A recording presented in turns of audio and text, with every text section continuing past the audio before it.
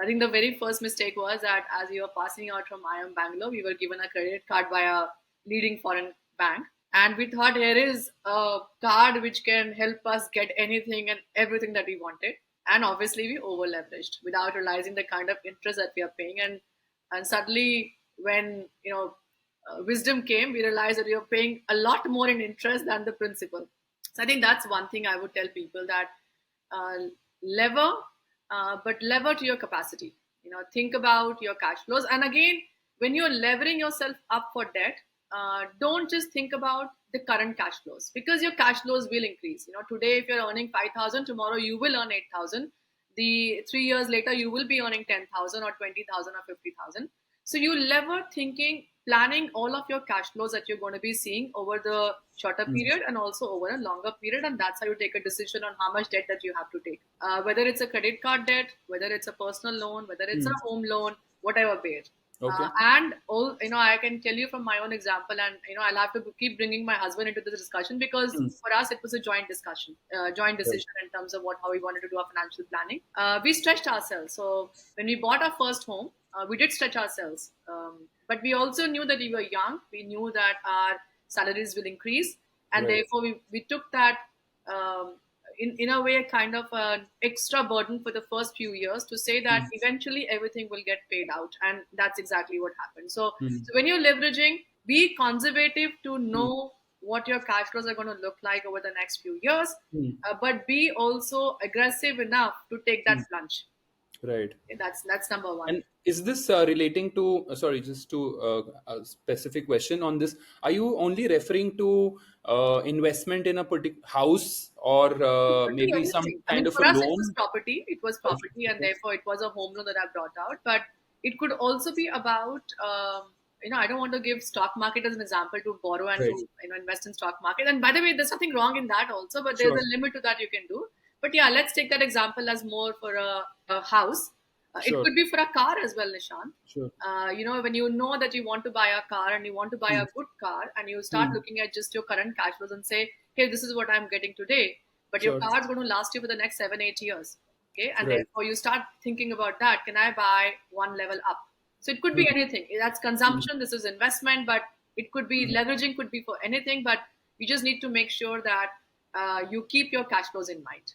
Sure. That's point number one.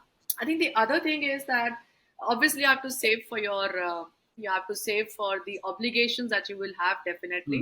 Mm. Mm. Whether as a young couple you start saving for the time that when your kids would need money and you will need Right. money to send them to college, or for their I don't want to use the word wedding, but I think we'll Mm. just stick to education only to save Right. money for their education.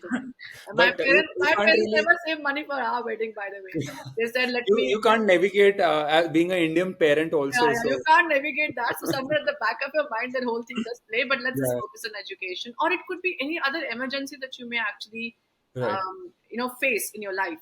So you have Sure. to start saving for, for obligations and for Mm. emergencies as well. Sure. And obviously, there my only mantra that I Mm. would share, which is what all other financial planners will also tell you, it will be to diversify.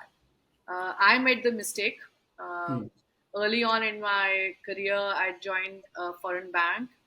We were getting paid very well, and as a result of that, and mutual funds had just kind of opened up Right. as an investment avenue. This I'm talking about mid '90s, late Sure. '90s, and I went and put all our money and our savings into equity mutual funds.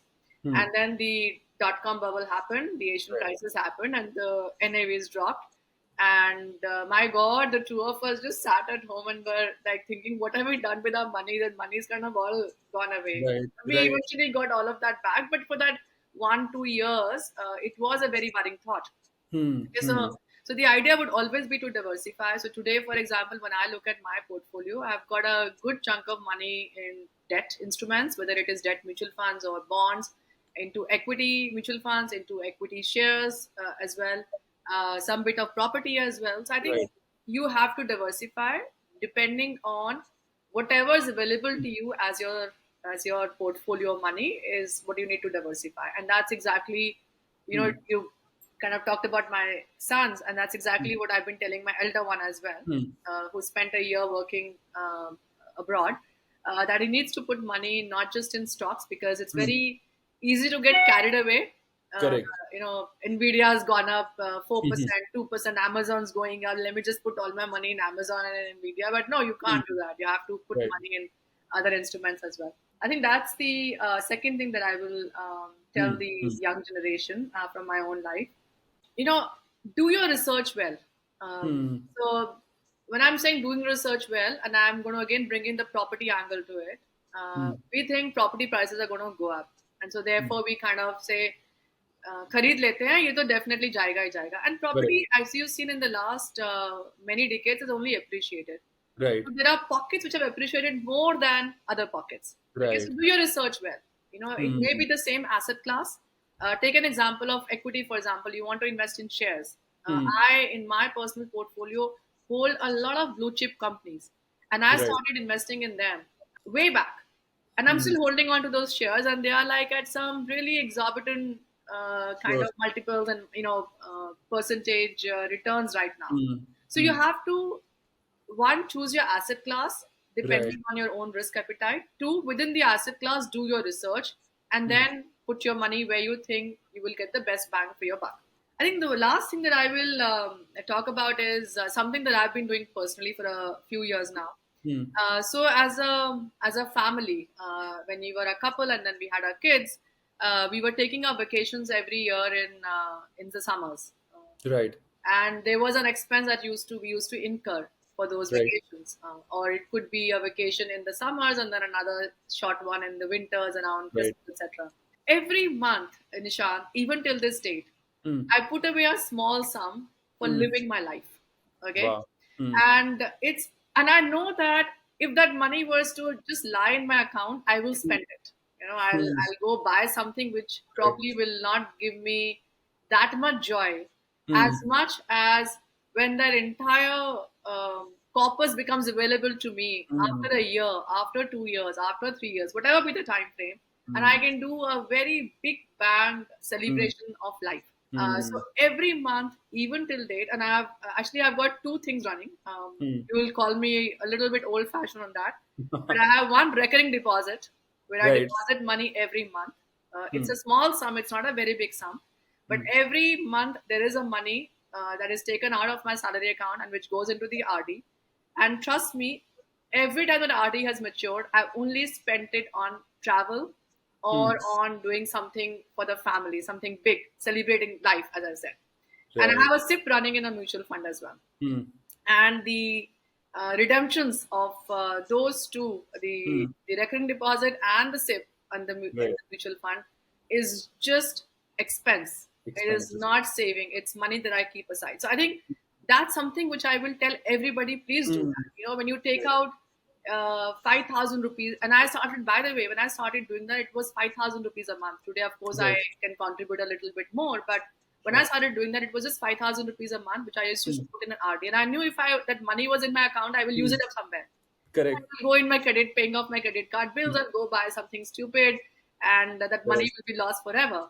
I Hmm. started just putting away that 5,000 every month into a recurring deposit, and then of course Sure. a few years later, I also added a SIP in a mutual fund as well. Hmm. But I do Hmm. that, and that corpus is sacrosanct for living life. We I feel that and Hmm. if I look at my parents' generation, they probably and at that time there were no credit cards, no personal loans, nothing. So for them, I think their entire life just went thinking about savings, Hmm. savings for their kids, future, Correct. savings for themselves when they become old, uh, Right. and they probably did not think about so much about living life, Hmm. right? And I feel that it's something which is very important for us. And Hmm. Nishant, I think it's very Hmm. important, and and I'm talking about it in a bit more, Hmm. detail, is Please. also because Yeah. the current generation is living on experiences. Hmm. Yeah, for them it's very important. They're not living on luxury items. If Hmm. you read about the current Correct. generation, the mindset, it's more about saying, I want to feel good, Yeah. not by buying something tangible. by the intangible, the experiences, and Correct. therefore it's important. And for that matter, even if it is tangible, my son Hmm. has this really very premium watch brand that he has in his head that he wants to buy. Okay, and obviously initially he used to look up to me and say, maybe my mom will buy this for me for Hmm. my graduation day or for my Hmm. first day on the job. But I Hmm. made it very clear. I said, you please start saving, and this is the only way you can save. Just put Hmm. aside every month some part of your earnings. And it was, as I said, working last year, or the pocket money that you get. Just put it aside, and one day you'll have that corpus to go buy that watch on Correct. your own. You don't have to look to me to buy that. So, Correct. so put aside something, not Hmm. thinking about the future, not thinking Hmm. about the emergencies that life may throw at you, Correct. not thinking about your own, obligations, as I said earlier, that you may Yeah. have, but for yourself.